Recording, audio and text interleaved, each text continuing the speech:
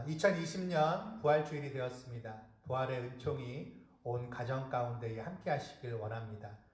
사도 바울의 말씀을 제가 읽어드리고 예배를 시작하도록 하겠습니다. 고린도전서 15장에 있는 말씀입니다. 만일 그리스도 안에서 우리가 바라는 것이 다만 이 세상의 삶뿐이면 모든 사람 가운데 우리가 더욱 불쌍한 자이리라. 그러나 이제 그리스도께서 죽은 자 가운데서 다시 살아나사 잠자는 자들의 첫 열매가 되셨도다. 기도하겠습니다. 사랑과 은혜가 많으신 아버지 하나님 감사합니다. 저희들에게 다시 한번 이 부활의 아침을 허락해 주시고 우리가 이 부활의 소망을 가질 수 있도록 주님께서 함께 해 주심에 감사를 드립니다. 주님께서 우리들에게 허락해 주신 이 부활의 소망을 가지고 주님을 바라보게 하시고 주님께서 주신 그 영원한 생명을 우리가 기뻐하며 주님께 영광 돌리는 이 시간 될 수 있도록 주께서 함께하여 주시옵소서. 함께 하실 걸 믿사오며 우리를 구원해 주신 주 예수 그리스도의 이름으로 기도합니다. 아멘. 우리의 위대하신 주님을 함께 찬양하겠습니다. 빛나는 왕의 왕 영광의 주님 온 땅 기뻐하라 온 땅 기뻐하라 광채의 옷 입고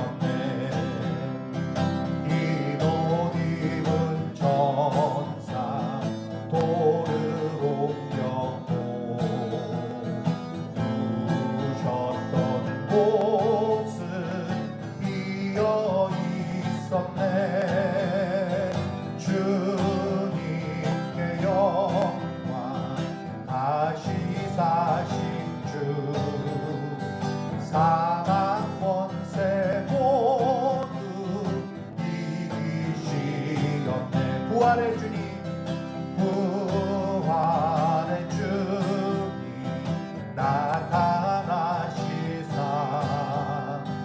두려움과 의심 물리치셨네. 주의 교회 기뻐 찬송하여라. 다시 사신 주님 죽음 이겼네. 주님께 영광. 다시 사신 주 사망 권세 모두 이기시었네. 생명의 이름 영광의 주님, 주님 없는 삶은 헛될 뿐이라. 주의 사랑으로 세상 이기고 요단 건너보냐 가게 하소서. 주님께 영광. 다시 사신 주 사망 권세 모두 이기시었네.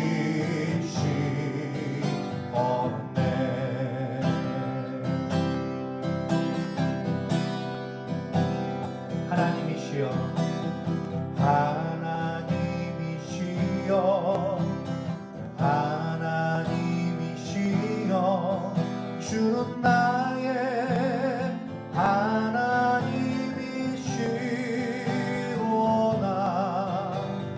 나의 몸과 마음 주를 갈망하며 이제 내가 주께 고백하는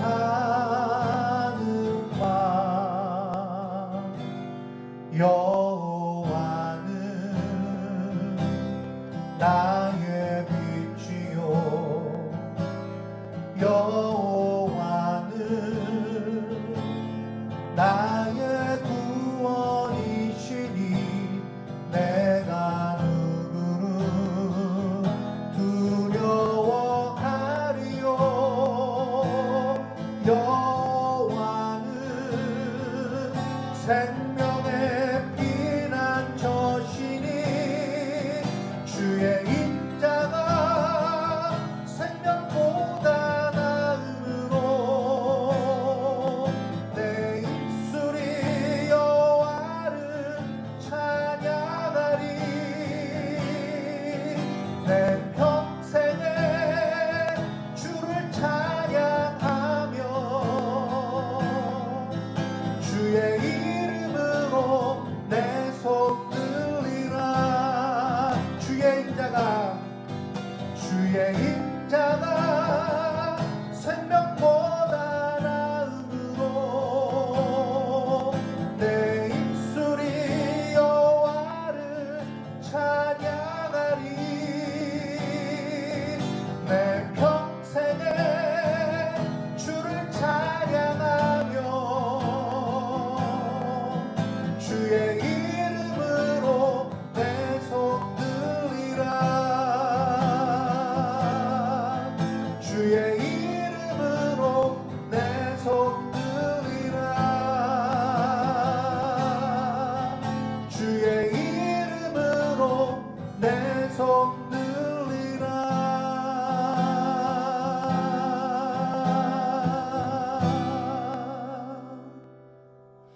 사도신경으로 신앙 고백 드리겠습니다.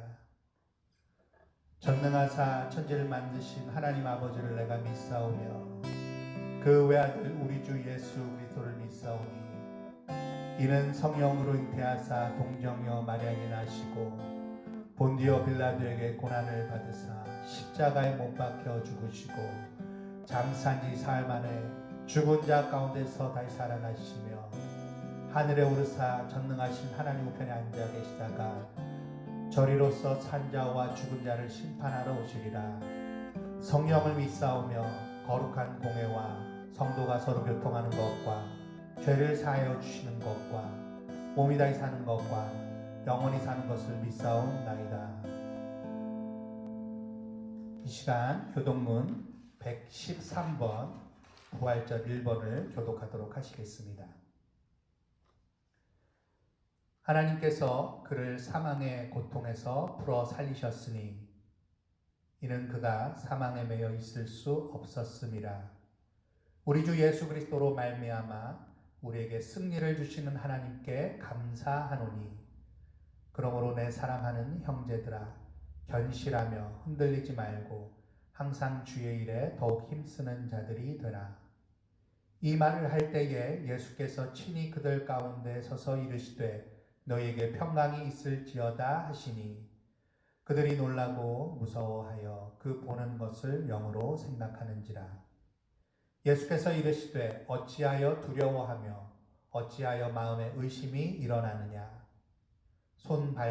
내 손과 발을 보고 나인 줄을 알라. 또 나를 만져보라. 영은 살과 뼈가 없으되 너희 보는 바와 같이 나는 있느니라. 그러나 이제 그리스도께서 죽은 자 가운데서 다시 살아나사 잠자는 자들의 첫 열매가 되셨도다.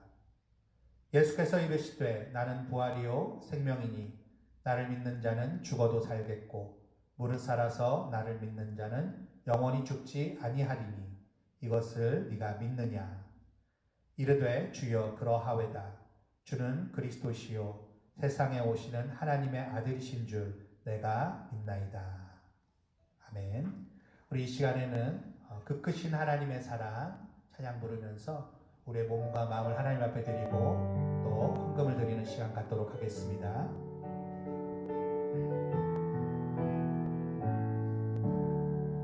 그 크신 하나님의 사랑 말로 나 형용 못하네. 저 높고 높은 멸을 넘어 이 낮고 낮은 땅 위에 죄범한 영혼 구하려 그 아들 보내사 화목제물 삼으시고 죄 용성하셨네. 하나님 크신 사랑은 증량다 못하네. 영원히 변치 않는 사랑 성도여 찬양하세. 헌금을 위해 잠시 기도합니다. 사랑과 은혜가 많으신 아버지 하나님 감사드립니다. 우리에게 좋은 아버지가 되어주시고 또한 선하신 목자가 되어주셔서 모든 것들을 공급하여 주시고 채워주시니 주님께 얼마나 감사한지 모릅니다. 주님 앞에 감사하는 마음으로 물질을 드리며 마음을 드리며 또한 몸을 드리며 모든 영혼을 드리기를 원하는 모든 주님의 백성들에게 이 시간 주의 은혜로 함께하여 주셔서 주님의 그 선하심과 인자심을 평생 노래하며 많은 사람들에게 자랑하며 증거할 수 있도록 주께서 함께해 주시길 간절히 소망합니다. 우리 그레이스밸리 교회 온 가정들을 이 시간 복 주시길 간절히 원합니다. 하나님 물질과 건강과 영적인 복들을 우리 주님께서 끊임없이 공급하여 주시옵시고 특별히 우리의 자녀들이 믿음으로써 풍성한 삶을 살아갈 수 있도록 주여 함께하여 주시옵소서. 또한 성도들의 헌신과 물질이 쓰이는 곳마다 주의 거룩하신 이름, 구원의 이름이 잘 증거되게 도와주시옵시고 많은 선교지가 세워지며 또한 교회가 세워질 수 있도록 주께서 선한 일에 사용하여 주시옵소서. 감사드리며 우리를 구속해 주신 주 예수 그리스도의 이름으로 기도합니다. 아멘. 이 시간 하나님의 말씀 함께 나누도록 하겠습니다. 신약 성경 누가복음입니다. 누가복음 24장 13절에서 17절까지의 말씀 제가 봉독해 드리도록 하겠습니다. 그날에 그들 중 둘이 예루살렘에서 25里되는 엠마오라 하는 마을로 가면서 이 모든 된 일을 서로 이야기하더라.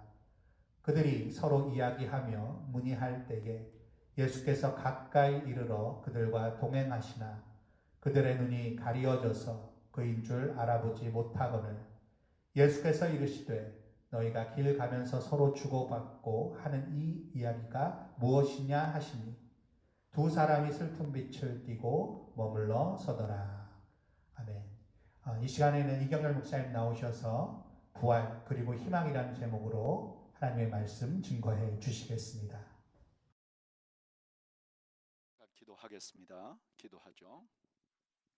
하나님, 오늘 저희들이 주의 말씀 앞에 섭니다. 이 땅의 말씀으로 찾아오신 주께서 저희들에게 말씀하시고 저희 모두가 주의 음성을 듣는 복된 시간 되게 하여 주시옵소서. 예수님의 이름으로 기도하옵나이다. 아멘. 20세기에 가장 유명한 영미 지역 영어를 쓰는 문화의 시인을 한 명 꼽으라 그러면 T.S. 엘리엇이라는 분을 많은 사람이 꼽습니다. 이분이 왜 이렇게 유명한가? 이유는 이분이 쓴 시 중에 황무지라는 시가 있습니다. 그런데 이 시가 이분을 그렇게 유명하게 만들었어요. 여러분들도 아마 이 19 한 구절을 보면 이게 이 시구나 라고 생각할 거예요. 이 황무지는 여러 단어로 되어 있는데 제 1단의 첫 번째가 이렇게 시작됩니다. 제목은 사자들의 매장. 4월은 가장 잔인한 달. 죽은 땅에 라일락을 길러내고 추억과 욕망을 뒤섞으며 봄비로 둔한 뿌리들을 일깨운다.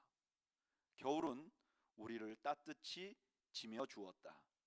망각의 눈으로 대지를 휘덮어 마른 덩이 줄기로 어린 생명을 키웠다. 여름은 우리를 깜짝 놀라게 한다. 슈텐베르그 호수를 넘어오는 한 줄기 소나기로. 이 시의 첫 번째 말, 4월은 가장 잔인한 달이다. 이 말 한마디가 이 시를 유명하게 만들었습니다. 그러면 이 엘리엇은 왜 이 시를 지었는가? 2차 대전 이전에 유럽인들은 유럽이라는 유럽에 속해 있다는 것을 너무나 자랑스러워하는 상황이었습니다. 그들은 자신들만이 문명인이고 그렇지 않는 분들은 자신들이 계몽해야 될 사람들로 생각했습니다. 그런데 2차 대전이 지나가면서 그들의 민낯이 다 드러났어요. 그렇게 교양 있어 보이던 유럽인들이 서로 죽이고 살인마가 된 거죠. 그리고 자신들이 그렇게 소중하게 자랑스럽게 생각했던 문명들이 다 파괴되어 버립니다. 바로 그런 절망 앞에 이 엘리엇은 그런 절망을 4월이라고 불렀다고 많은 비평학자들이 말합니다. 그렇게 보면 이번 우리가 맞고 있는 이 4월이야말로 정말 잔인한 4월인 것 같습니다.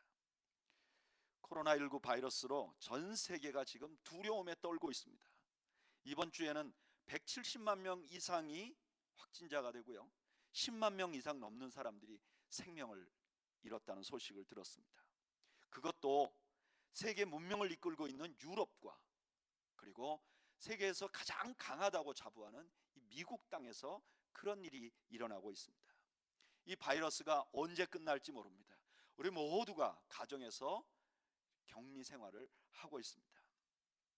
아마 전 세계가 참 잔인한 4월을 보내고 있는 것 같아요. 그런데 이 절망 속에서 오늘 우리는 부활주일을 맞습니다. 여러분, 이 부활주일은 성도들에게 얼마나 기쁜 날입니까?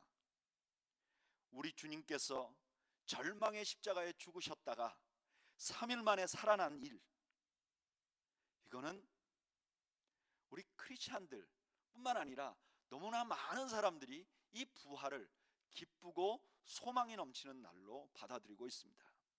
그런데 우리 현실은 이 부활주일에도 기쁨을 누릴 수 없을 만큼 위축된 시간을 보내고 있는 거예요.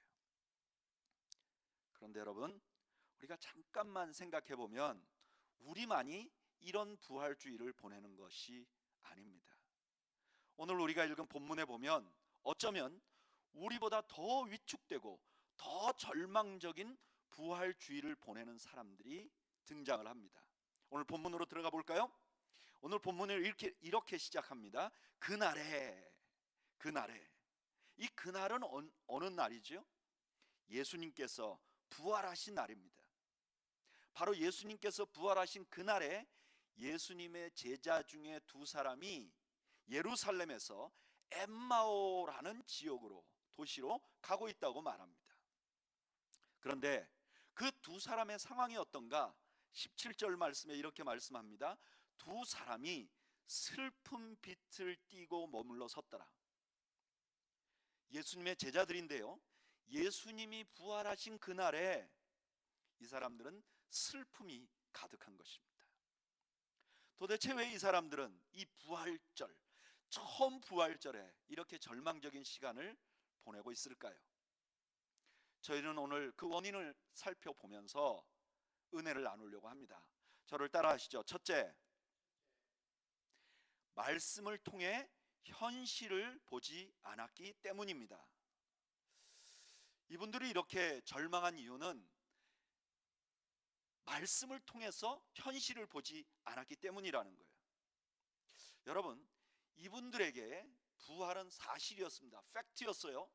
예수님께서 그들이 살아가는 그날 아침에 부활하셨어요. 그리고 그들은 부활의 소식을 들었어요. 누가복음 24장 9절에 보면 무덤에서 돌아가 이 모든 것을 11사도와 다른 모든 이에게 알리니. 무덤에 찾아갔던 여인들이 돌아와서요, 적어도 예수님을 아는 사람들에게는 다 얘기했다는 거예요. 아마 이 사람들도 제자 중에 한 사람이었으니까 들었을 거예요. 심지어 오늘 이 사람들은요, 부활하신 예수님과 동행하고 있어요. 그런데도 왜 이분들의 마음이 전혀 기쁘지 않았나? 이유는요, 이 사람들이 부활을 믿을 수가 없었어요. 누가복음 24장 11절에 이렇게 말합니다. 사도들은 그들의 말이 허탄한 듯이 들려 믿지 아니하나. 처음 여인들이 얘기했던 이야기를 사도들이 다 안 믿었다는 거예요. 그리고 여기 지금 두 제자도 당연히 믿지 않았습니다. 왜 안 믿었을까요? 그들이 믿지 않은 이유를 예수님께서는 누가복음 24장 25절에 분명하게 말씀해 줍니다.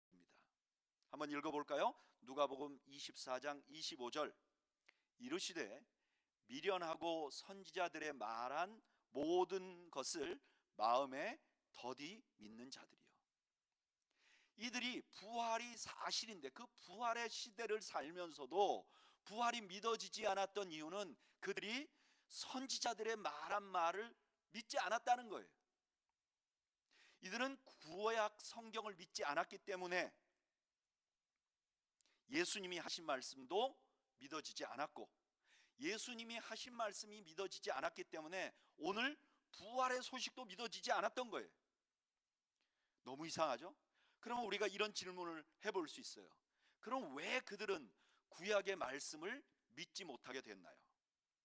이건 굉장히 사실 어려운 일입니다. 이분들이 유대인들이었을 거예요.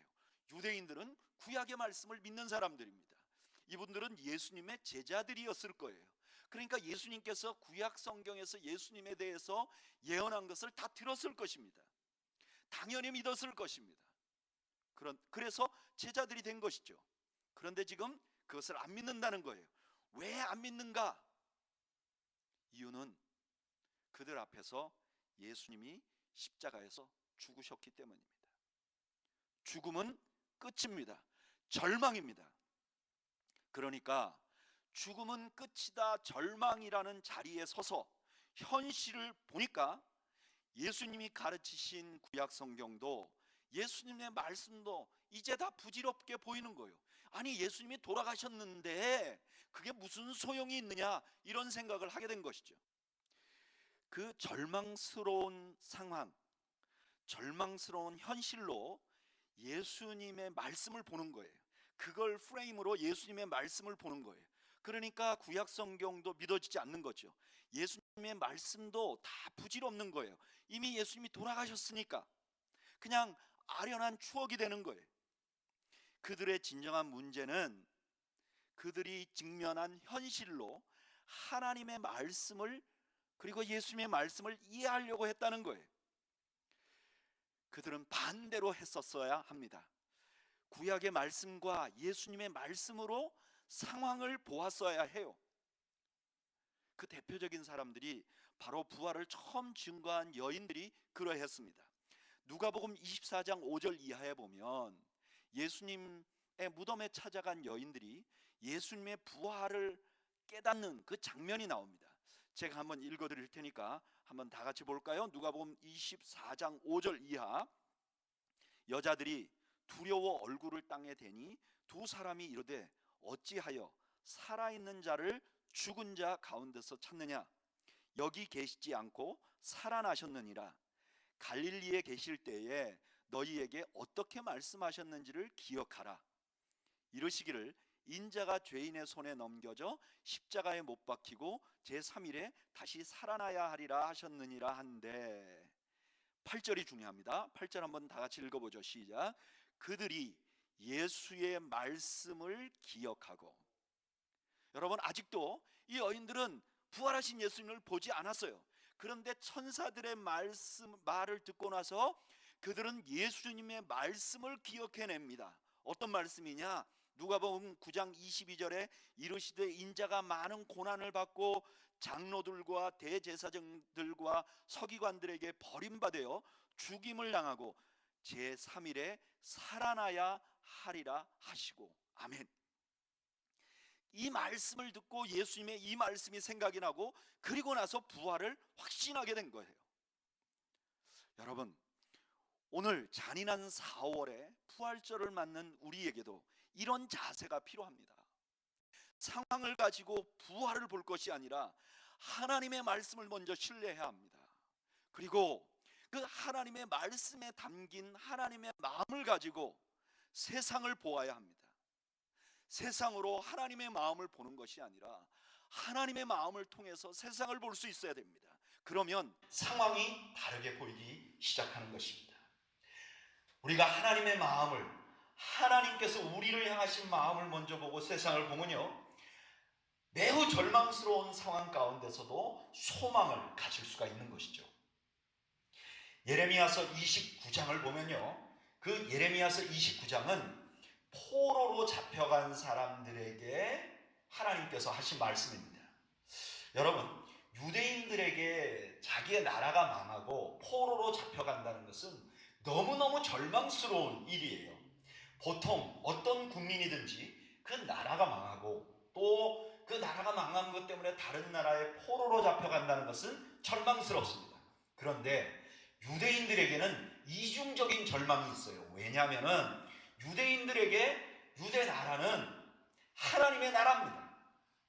유대인들에게 그들의 수도 예루살렘은 하나님의 성전이 거하는 곳입니다. 그러니까 그들의 신앙이 나라와 연결되어 있었던 거예요. 그런데 그 나라가 망하니까 현실적으로도 절망을 겪고 신앙의 뿌리까지도 흔들리는 절망이 있었던 거죠. 그런데 망해버린 거예요. 그 나라가 망했으니 얼마나 절망스럽습니까? 그런데 바로 그 절망하고 있는 이스라엘 백성들에게 예레미야가 이렇게 말합니다. 예레미야서 29장 11절. 여호와의 말씀이니라. 너희를 향한 나의 생각을 내가 아나니 평안이요 재앙이 아니니라. 너희에게 미래와 희망을 주는 것이니라.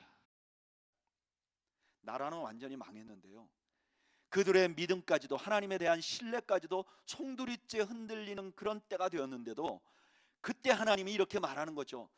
너희들 환경을 보면 나에 대해서 어떻게 생각할지 모르지만 나는, 내 마음은 너희에 대해서 재앙이 아니라 평안이야. 너희에게 미래와 희망을 주는 것이야. 그리고 하나님께서는 이스라엘 백성들에게 포로로 잡혀가서 70년을 기다리라고 합니다. 여러분, 70년은 한 세대가 완전히 없어져 버리는 그런 기간입니다. 그러니까 자기 세대의 변화를 못 보는 거죠. 그런데 이스라엘 백성들은 그 70년을 기다립니다. 그리고 다시 예루살렘으로 귀환하게 됩니다.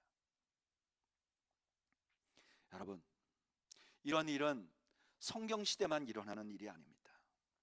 저는 지난 5년간 한국 컴패션과 함께 일을 했습니다. 그 컴패션에서 사역을 하면서 저는 전 세계 각국에 아주 절대 빈곤에 처한 많은 어린이들을 만날 수 있었습니다. 제가 이 실리콘밸리에도 홈레스 하시는 분들도 좀 보고 했는데, 아마 이 미국에는 그렇게 절망적인 상황에 있는 분들을 만나기가 어려울 거예요. 저는 사실 지금 코로나 바이러스가 미국을 강타하고 미국이 굉장히 어려운 상황에 있는데도 제 마음속에 또 다른 염려가 하나 있습니다. 그래도 미국은 이 바이러스가 생기면 좀 어렵긴 하지만 병원에 가서 진료를 받을 수 있잖아요. 그런데 만약에 이 아이들에게 코로나 바이러스가 퍼지면 정말 생각도 할 수 없는 큰 일이 일어날 거예요.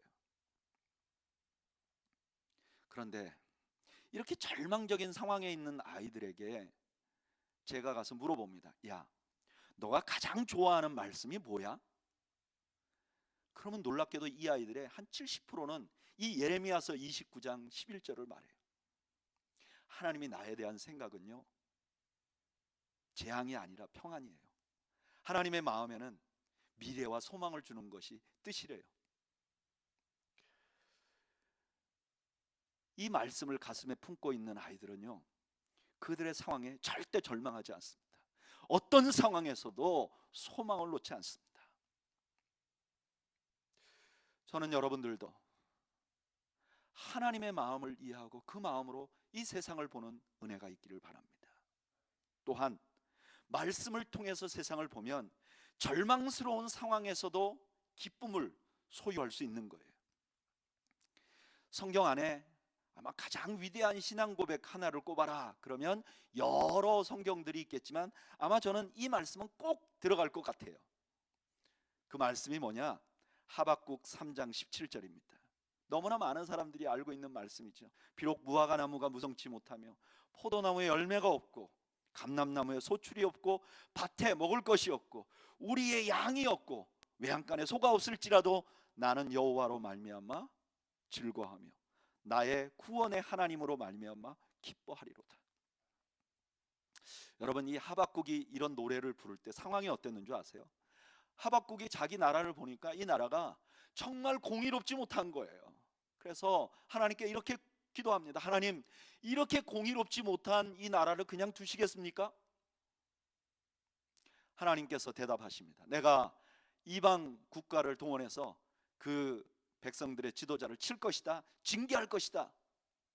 그랬더니 이 하박국에는 또 다른 마음이 생기는 거예요. 하나님, 아니 우리보다 더 악한 자가 어떻게 우리를 칩니까? 그리고 또 하나 하박국에 생긴 절망이 있었어요. 그게 뭐냐면은 만약에 저들이 우리를 치면 우리 민족이 완전히 망해버릴 건데 이렇게 완전히 망해버리면 어떻게 합니까? 그러니까 하나님 앞에 감히 징계를 해달라고 말을 할 수가 없는 상황이 된 거죠. 그런데 그런 하박국이 하박국서 3장에 보면 놀라운 사실을 하나 알게 됩니다. 그게 무엇인가? 하박국서 3장 2절에 나옵니다. 한번 읽어보겠습니다. 여호와여, 내가 주께 대한 소문을 듣고 놀랐나이다. 여호와여, 주는 주의 일을 이 수년 내에 부응하게 하옵소서. 이 수년 내에 나타내시옵소서. 진노 중에라도 긍휼을 잊지 마옵소서. 아멘. 하박국이 발견한 것은요, 그래, 우리 하나님이 우리 지금 이렇게 공의롭지 못한 우리나라를 징계할 수 있지, 그렇지만 하나님의 마음속에 분명하게 있는 것은 하나님의 긍휼이야, 사랑이야, 컴패션이야. 그리고 나서 하박국이 이렇게 말하는 거죠. 하나님, 우리나라는 쑥대밭이 되어도 내가 아무것도 없다 할지라도 나는 하나님으로 인해서 기뻐하겠습니다. 여러분, 오늘 부활주일에 저는 우리 모두가 하나님의 마음을 집중해 보기를 바랍니다. 하나님은 왜 그 아들을 십자가에 못 박고 오늘 다시 부활하게 하셨을까요? 바울은 그 하나님의 마음을 이렇게 분명하게 우리에게 전달해 줍니다. 로마서 4장 25절. 예수는 우리가 범죄한 것 때문에 내어줌이 되고 또한 우리를 의롭다 하시기 위하여 살아나셨느니라. 아멘. 하나님이 우리 때문에 예수님을 십자가에 못 박았다는 거예요. 우리 때문에 예수님을 부활하게 하셨다는 거예요. 여러분, 오늘 부활주일 날 그 하나님의 마음을 좀 헤아려 보시기 바랍니다. 그 하나님의 마음에 좀 집중해 보시기 바랍니다. 그리고 그 하나님의 마음으로 세상을 보시기 바랍니다. 미국을 바라보고 우리 가정을 바라보고 이 사회를 한번 바라보시기 바랍니다. 저는 여러분들에게 부활의 기쁨이, 부활의 그 놀라움이 다시 한번 회복되는 은혜가 있을 줄로 압니다. 두 번째로, 그들이 왜 부활주일날, 부활절에 그렇게 기뻐하지 못했는가? 저를 따라 하시죠. 예수님의 기대를 통해 나를 보지 않았기 때문입니다. 이들이 그렇게 기쁜 부활주일날도 절망했던 이유는 예수님의 기대를 통해서 나를 보지 않았기 때문이라는 거예요. 여러분, 이 사람들이 부활하신 예수님의 소식을 듣고도 그렇게 좌절했던 이유가 있었습니다. 이유가 뭐냐? 누가복음 24장 21절에 나오는데요, 제가 한번 읽어드릴게요. 우리는 이 사람이 이스라엘을 속량할 자라고 바랐노라. 이뿐 아니라 이 일이 일어난 지가 사흘째요. 자기가 왜 이렇게 절망하고 있는가? 이유가 뭐냐? 자기가 예수님을 이스라엘의 속량할 자로 생각했다는 거예요. 여기 속량이라는 말은 구약의 이스라엘이 애굽에서 탈출하는 것을 배경으로 한 말씀이에요. 그러니까 이 사람 마음속에 이런 마음이 있는 거죠. 예수님이 적어도 로마에서 자신들을 해방시켜 줄지도 모른다. 그런데 그 예수님께서 지금 십자가에 죽으셨어요. 그러니까 자신의 기대를 예수님이 만족시켜 주지 못하게 된 거예요. 혹시 예수님이 살아났다 하더라도 예수님은 이제 더 이상 자신의 기대를 만족시켜 주실 분이 아니죠. 그냥 살아나셨어도 그들이 좀 치료해서 어디 숨어 계셔야 되는 분으로 밖에 보이지 않는 거예요. 그러니까 부활의 소식을 들어도 그것이 그들에게 큰 기쁨이 되지 못했던 거죠. 심지어 그 절망이 얼마나 큰지 예수님하고 함께 있어도 그 예수님이 보이지 않을 정도였다는 거예요. 예수님에 대해서 자신의 기대에 집중하니까 부활의 주님을 보지 못하게 된 것입니다. 여러분, 이것은 지금 우리도 마찬가지예요. 우리가 예수님을 믿되 주님으로부터 뭔가 얻어내려고, 그러니까 예수님이 나의 기대를 만족시켜 주어야 하는, 나의 기대를 충족시켜 주어야 하는 분으로 보면요, 우리의 신앙이 환경에 의해서 왔다 갔다 합니다. 기도해서 무언가 잘 되면요, 마음이 막 기뻐요. 그리고 소망이 생겨요. 그러나 기도 응답이 안 되면, 혹은 불행이 생기면 기쁨이 없어져요. 막 신앙이 왔다 갔다 하는 거예요. 그리고 제가 보니까요, 이상하게 외로워요. 그냥 평소에 아무 일 없어도 막연한 두려움, 막연한 걱정을 마음 한구석에 품고 살아요. 또 그것을 좀 없애보려고 아주 종교 생활을 열심히 해요. 더 많이 기도하고 막 더 많이 헌금하고 막 더 많이 헌신해요. 그러나 그게 잘 안 없어져요. 그리고 고난이 오면 정말 하나님도 나를 떠나버렸다고 생각하는 경우가 얼마나 많은지 몰라요. 그래서 예수님께서는 제자들에게 제일 먼저 성경을 가르치십니다. 그리고 그들과 만찬을 나누세요. 그리고 나서 이들의 방향은 바뀝니다. 이들이 원래 엠마오로 갔었어요. 엠마오로 간다는 것은 어떤 뜻인가? 이제 자기의 기대에 의해서 예수님이 충족되지 않으니까 자기의 기대의 방향으로 떠나는 거예요. 그런데 이들이 다시 예루살렘으로 돌아갑니다. 예루살렘으로 돌아가는 것은 어떤 의미인가? 이 사람들이 원래 있던 제자의 자리로 돌아간다는 거예요. 예수님이 자기에게 기대했던 건 제자였어요. 그러니까 그 제자의 자리로 돌아간다는 거예요. 그들은 지금 자신들의 생각이 아니라 주님의 기대에 따라서 움직이는 거예요. 그 후에 이분들에게는 기쁨이 생깁니다. 여러분, 예수님이 부활했다는 사실을 알고 나서 이들의 형편이 전혀 달라지지 않았어요. 심지어 후에 예수님이 승천해 버리셔서 더 이상 예수님이 육체적으로 그들과 같이 있지 않았어요. 그런데도 이들은 기뻐하고 또 기뻐합니다. 저는 오늘을 사는 우리들에게도 이런 변화가 필요하다고 믿습니다. 내가 주님께 기대하는 것에 집중하는 것이 아니라 주님이 나에게 기대하는 것이 무엇인가 집중할 때 우리는 환경을 초월한 기쁨을 가질 수 있는 거예요. 제가 신학대학원에 입학할 때요, 유난히 저희가 입학할 때는 선교사 지망생들이 많았습니다. 그런데요, 이 선교사 지망생들 가운데서는 사회적으로 볼 때 매우 뛰어난 분들이 꽤 많았어요. 그런데 그들 모두가 신학교라는 데 오니까 다 똑같아진 거죠. 똑같이 경제적으로 어렵고 똑같이 뭔가 세상의 것을 포기하고 온 사람들이 된 거죠. 그런데 제가 그들을 보니까 이분들이요, 다른 여러 신학생들보다도 미래에 대해서도 더 고생스러운 미래를 꿈꾸는데요, 우리 신학생들 중에서 선교사 지망생들이 아무래도 더 기쁨이 넘쳐요. 희망이 넘쳐요. 여러분, 왜 그럴까? 저는 신학생들 가운데서도 더 주님의 뜻에 더 많이 집중한 사람들은 환경을 초월한 기쁨을 누리지 않았나 하는 생각을 해봅니다. 이것은요, 주님과 우리와의 관계뿐만 아니라 우리 인간관계에서도 동일한 원리가 있어요. 저는 한 5년 정도 직장 생활을 해봤습니다. 이 컴패션이라는 기관이요, NGO인데 이렇게 월급이 많거나 아니면 뭐 아주 우리가 다 알고 있는 큰 컴퍼니들처럼 뭐 이렇게 대우를 잘해주는 건 아니죠.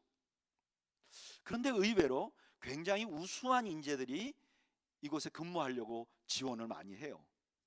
자신들이 생각하는 사람들이 많이 알고 있는 직장에, 회사에 취직을 해서 이렇게 직장 생활하다가 이게 좀 의미가 없네, 이런 생각이 든 사람들이요, 조금 의미 있는 인생을 살기 위해서 많이 지원합니다. 게다가 그 지원하는 조건 중에 하나가 크리스찬이어야 해요. 그러니까 믿는 사람이고 비교적 인정을 받을 만한 우수한 인재들이 오는 거죠. 그런데 제가 그분들을 5년 동안 함께 사역하고 또 저와 한 팀이 돼서 그분들을 어떻게 하면 좀 더 성장시킬까 하는 그런 관점에서 그 우리 직원들을 살펴볼 수 있는 기회가 있었어요.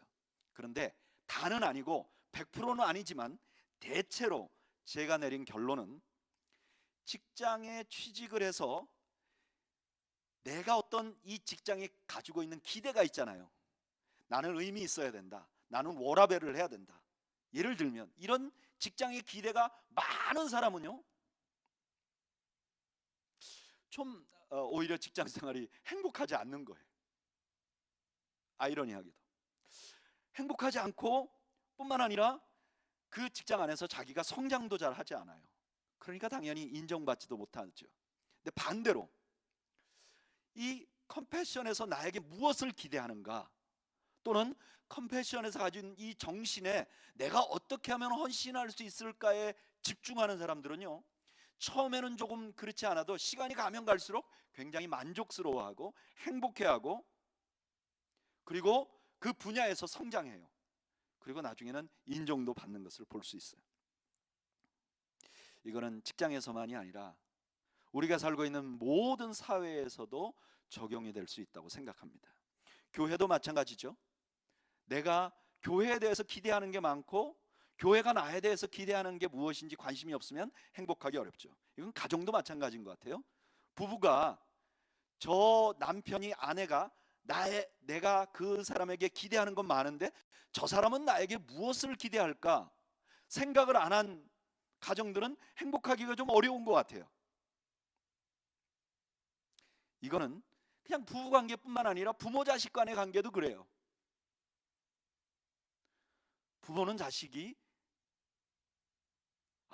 나에게 무엇을 기대할까 생각이 없고 내가 최선을 다하면 되는 거지 이렇게 생각하고 자식에 대해서 기대를 한다든가, 반대로 자식이 부모에 대해서 부모님은 나에게 무엇을 기대할까 이런 생각을 하지 않으면 그 관계가 참 아름답게 되기 어렵죠. 그런 의미에서 저는 이 어려운 바이러스 가운데 있는 우리가 지금 집중해 보아야 할 것은 우리 주님이 나에게 무엇을 기대하고 있는가. 2000년 전에 십자가에서 죽으시고 부활하신 그 주님이, 오늘 부활하신 그 주님이 오늘 나에게 무엇을 기대하고 있는가. 우리가 이것을 생각해 볼 수 있는 그런 성도들이 되시기를 바랍니다. 저는 그레이스밸리 교회 부임한 지 지금 한 달 반쯤 된 것 같아요. 정확히 한 달 15일. 이 부임했다기보다는 이 산호세에 온 지 한 달 15일이 됐습니다. 한 달 15일 동안 제가 이 바이러스 때문에 딱 한 번 오프라인 예배를 드렸고, 그것도 우리 성도들의 한 반 정도 참여한 것 같아요. 그리고 나머지는 다 온라인으로 예배를 드리고 있고 오늘도 온라인으로 예배를 드리고 있습니다. 저에게 지난 45일 정도의 기간은 조금 하나님과 기도하고 또 하나님의 뜻을 생각해 볼 수 있는 그런 시간이었어요. 그래서 저녁에 이렇게 기도합니다. 하나님 이 상황에서 하나님은 나에게 무엇을 기대하고 계십니까? 내가 무엇을 하기를 원하십니까? 참 많은 생각을 하게 되고 내가 할 수 있는 상황에서 최선을 다해서 성도들을 섬기고 그 안에서 저는 조금씩 기쁨을 갖고 있습니다. 여러분, 이렇게 바이러스가 창궐한 상황에 우리 주님은 우리에게 무엇을 기대하고 있는가? 우리 주님은 이 그레이스 밸리 교회에게 무엇을 할 것을 기대하고 있는가? 저는 우리가 그런 생각을 좀 해보면 좋겠어요. 하나님은 우리 교회에게 무엇을 기대하고 있는가? 또 한 걸음 더 나가서 여러분들은 교회의 구성원으로서 주님이 이 교회를 위해서 무엇을 하기를 기대하고 있는가? 내가 지금 교회 구성원으로서 이렇게 모두가 집안에 있는 이 시간에 나에게 무엇을 하기를 기대하시는가? 나는 우리 가정의 구성원으로서 나는 나에게 하나님께서 무엇을 하기를 기대하고 있다고 생각하는가? 그것은 거창하게 한 게 아닐 것입니다. 지금 이 상황에 내가 처한 처지에서 주님은 나에게 무엇을 하기를 기대하시는가? 저는 우리가 기대를 바꾸어야 한다고 생각합니다. 이 고난의 시간에 나는 하나님께 무엇을 요청하는가에 집중하는 게 아니라 하나님이 나에게 무엇을 요청하는가에 집중하시는 여러분들이 되시기를 바랍니다. 말씀을 맺겠습니다. 우리는 참 잔인한 4월에 부활절을 맞고 있습니다. 우리 힘으로는 이 어려움을 해결할 수 없습니다. 그러나 우리의 관점은 바꿀 수 있습니다. 저는 우리가 이 상황을 하나님의 마음이라는 관점으로 상황을 볼 수 있는 우리가 되기를 바랍니다. 그리고 이 상황에서 하나님이 나에게 기대하는 것이 무엇인지를 발견하는 우리가 되기를 바랍니다. 그리고 그것을 내가 속한 공동체 가정에서부터 내 주변의 지인들에게 그리고 교회에 실천해 나가는 여러분들이 되시기를 바랍니다. 그러면 저는 환경을 넘는 부활의 기쁨이 우리에게 가득할 것이라고 믿습니다. 저는 이 2020년 부활주일 여러분들 모두의 마음속에 환경을 초월하는 주님의 부활의 기쁨이 가득하시기를 주의 이름으로 축원합니다.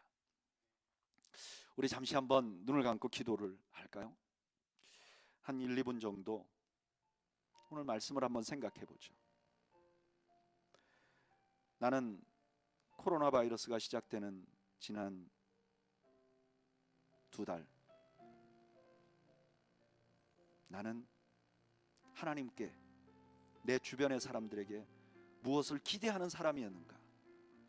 아니면 나는 하나님이 나에게 무엇을 기대할지, 내 주변의 사람들이 나에게 무엇을 기대할지 생각한 사람이었나? 그리고 하나님은 지금 이 시간에 나에게 무엇을 기대하실까? 우리 한번 눈을 감고 묵상하면서 결심하는 시간을 갖기를 원합니다. 우리 잠시 묵상으로 기도하겠습니다.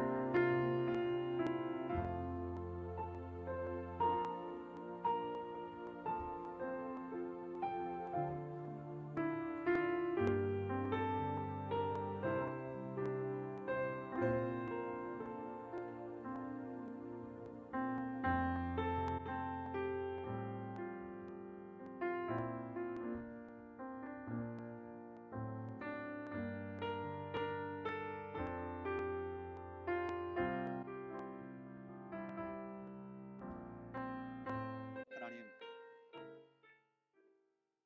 이 부활주일에 상황은 그렇지 않지만 우리 모두가 주님 때문에 감격하고 기뻐하는 주님의 부활이 우리를 기쁘게 만드는 은혜를 누리도록 저희 모두를 긍휼히 여겨 주옵소서. 예수님의 이름으로 기도하옵나이다. 아멘. 우리 각자 서 계신 곳에서 다 일어나시면 좋겠어요. 오늘 부활주일이니까요. 다 일어나셔서 우리 주 하나님, 우리 다시 사신 주님, 우리 영광의 주님, 우리 찬양을 드리면서 찬양 드리고 나서 축도하고 마칠 텐데 우리 다 일어나시죠. 네. 우리 다 일어나셔서 우리 찬양하겠습니다.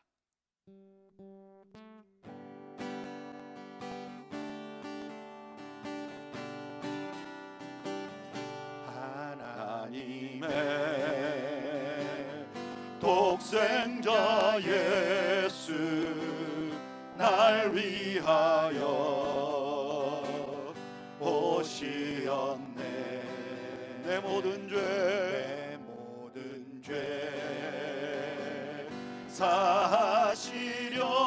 사하시려고 십자가 지셨으나 다시 사셨네. 안에 살아계신 주 나의 참된 소망 두려움이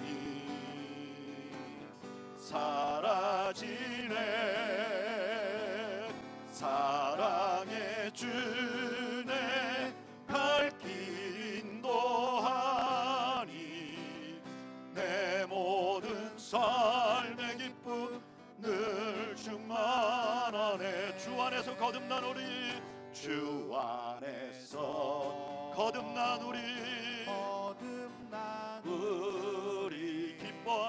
기뻐하며 찬양하리 가슴 속에 넘치는 확신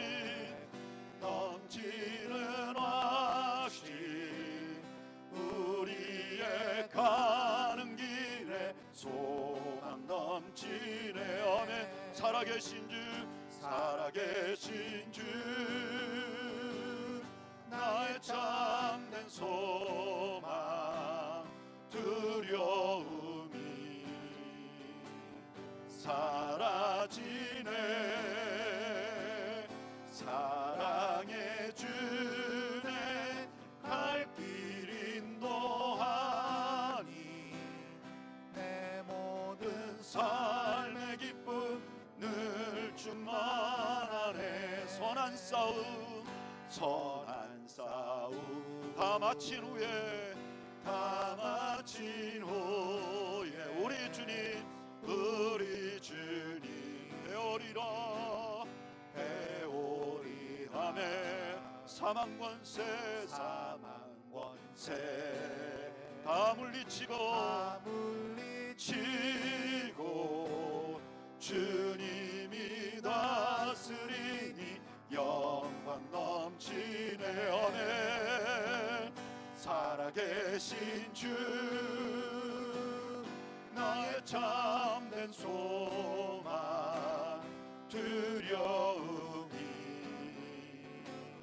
사라지네. 사랑해 주네 갈 길 인도하니 내 모든 삶의 기쁨 늘 충만하네.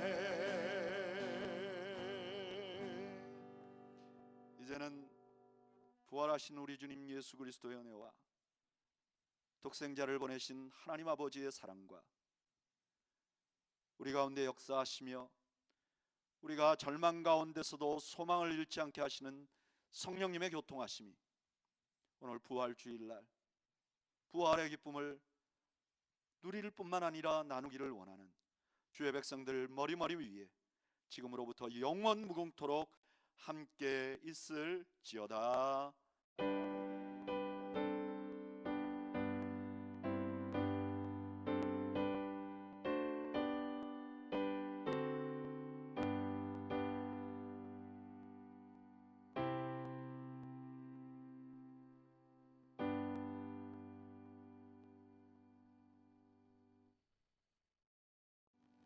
할렐루야.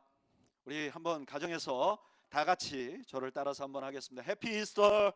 서로 뭐 호그도 해주시고 좀 손도 잡아주시고 가족끼리 우리가 바이러스 전파 안 되는 가족들끼리 우리 서로 인사를 나누겠습니다. 네, 감사하고요.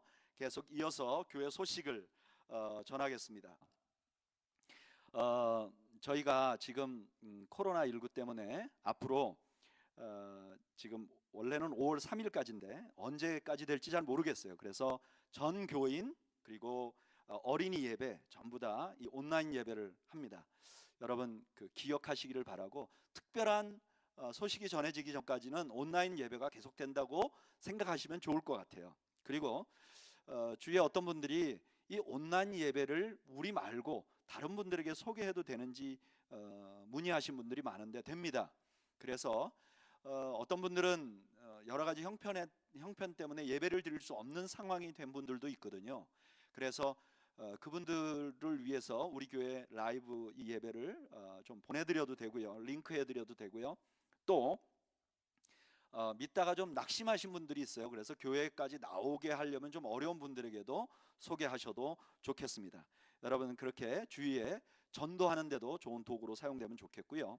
그리고 이렇게 코로나 바이러스 때문에 저희가 모임을 못하는 동안에는 각 소그룹이 주 1회 이상 소그룹 모임을 하기를 권합니다. 그래서 지금 소그룹 리더님들하고는 지금 전부 다 약속을 해가지고 오늘 주보에 각 소그룹에 모임하는 시간을 기록해 놓았습니다. 여러분들 꼭 참고하시고요. 참여해 주시기를 바라고 이렇게 온라인으로라도 서로 깊이 있는 교제를 나눠 주시기를 바랍니다. 그리고 계속해서 말씀을 드리지만 우리 교우 가운데 이 코로나 바이러스에 노출이 된다든가 어려움이 되면 즉시 우리가 확인하고 그 가정을 어떻게 도울 수 있을까 우리가 같이 좀 의논하고 좀 도움이 될 수 있도록 서로 이렇게 사랑을 나누는 좋은 계기가 되기를 바랍니다. 그리고 이번 주 수요일 날 온라인 성경 공부 계속 진행이 됩니다. 지난주에 좀 버퍼링이 좀 많아가지고요. 여러분들이 문의도 하고 염려도 했습니다. 그래서 도움을 좀 많이 받았어요. 그래서 가능하면 인터넷을 유선으로 잡아서 한번 해보자. 그래서 이번 주에는 그렇게 좀 해보려고 합니다. 많이들 참여해 주시기를 바라고요. 그리고 영어 온라인 예배 그 어린이들도 계속 진행되고 있는데요. 특별히 주일 예배 직후에 하고 목요일 날 오후 6시에 아이들도 줌으로 서로 모임을 갖습니다. 목요일 날 오후 6시 또 주일 예배 이후에 부모님들께서 아이들이 할 수 있도록 좀 잘 셋업해 주셔서 아이들이 우리 전도사님과 이렇게 모임을 가질 수 있도록 협조를 해 주시기를 바랍니다. 그 다음 광고는요. 그 그레이스밸리 교회 항존직 시무 직분자를 오늘 공고합니다. 이렇게 직분자를 갑자기 공고하는 이유는요. 지지난주에 우리가 그 당회가 정식으로 공고가 됐고요. 그 다음에 그 당회에서 2019년도에 우리가 만든 임시특별 시행안에 따라서 임직한 분들의 직분은 다 인정을 하자 이렇게 우리가 결의가 됐어요. 그래서 일단 그때 시무자로 임직된 분들을 먼저 공고합니다.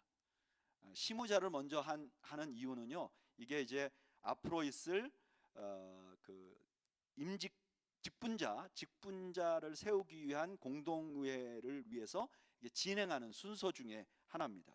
그래서 오늘은 항존직 시무 직분자를 공고하고요. 그 다음에는 이제 어떤 사람을 우리가 직분자로 세울 것인가. 그래서 기준을 말씀을 드리고 그 다음에 어떤 방법으로 투표를 할 것인가 또 말씀을 드리고 이런 식으로 이렇게 차례대로 진행이 될 건데 여러분들께서 그 차례 중에 하나로 오늘 그 항존직 시무 직분자를 공고합니다. 그렇게 이해를 해주시면 좋겠고요. 목사 이경렬, 장성우, 장로 김웅수, 박경록, 김학길, 안수집사 김영복, 한규만, 백낙호, 임성춘, 강창선, 권사 이영옥, 김영란, 김안나, 김수희. 그리고요. 계속해서 5월 17일 주일 날 저희가 임시 공동회의를 한다는 것을 다시 한번 알려드리고 공고합니다. 이번에 선출할 그 직분자들은 장로 2인 그리고 안수집사 5인 플러스 1. 여기 플러스 1은요. 이미 안수집사이신데 지난번에 특별 시행안에 의해서 지금 시무자는 아닌 분이 계세요. 그래서 그 분은 그 안수 집사에 대한 시무 투표를 통해서 저희가 임직 세우려고 그렇게 합니다. 그래서 플러스 1이고요. 그리고 권사님은 6인 투표를 위한 공동회의를 하고요. 날짜는 5월 17일이고 만약에 이날까지 우리가 모이지 못한다면 온라인으로 투표를 진행하려고 합니다. 원래는 저희가 5월 첫 주에 하려고 했는데 지금 상황이 도저히 할 수가 없어서 5월 17일로 미루었고요. 5월 17일 날 만약에 우리가 모여서 할 수 있으면 하고 그러지 못하면 온라인으로라도 투표를 진행하자. 그래서 지금 기술적인 문제는 이미 검증이 끝났고요. 여러분 좋은 하나님이 기뻐하시는 임직자들이 세워질 수 있도록 여러분 기도해 주시기를 바랍니다. 그리고 우리 교우 동정에 보면 회복 중이신 방암석 집사님과 박무영 집사님을 위해서 여러분 계속 기도해 주시고 그리고 재정부에서 오늘 부활주일 헌금은 이스터라고 라고 표시해 주시기를 지난주에 이미 부탁을 드렸습니다. 아마 재정부에서 재정 관리하는데 좀 위에서 여러분들에게 부탁드리는 것 같습니다. 오늘은 부활주일입니다. 준비하신 부활주일 헌금을 드릴 때는 이스터라고 써주시고, 일반 헌금은 그냥 그대로 이제까지 하시던 대로 헌금하시면 되겠습니다. 여러분, 이제 이번 한 주간 동안도 주님의 은혜가 가득한 한 주간이 되시기를 바라고, 주님의 평강이 여러분들 가정 모두에 넘치시기를 주의 이름으로 축복합니다. 여러분 사랑합니다. 행복하세요.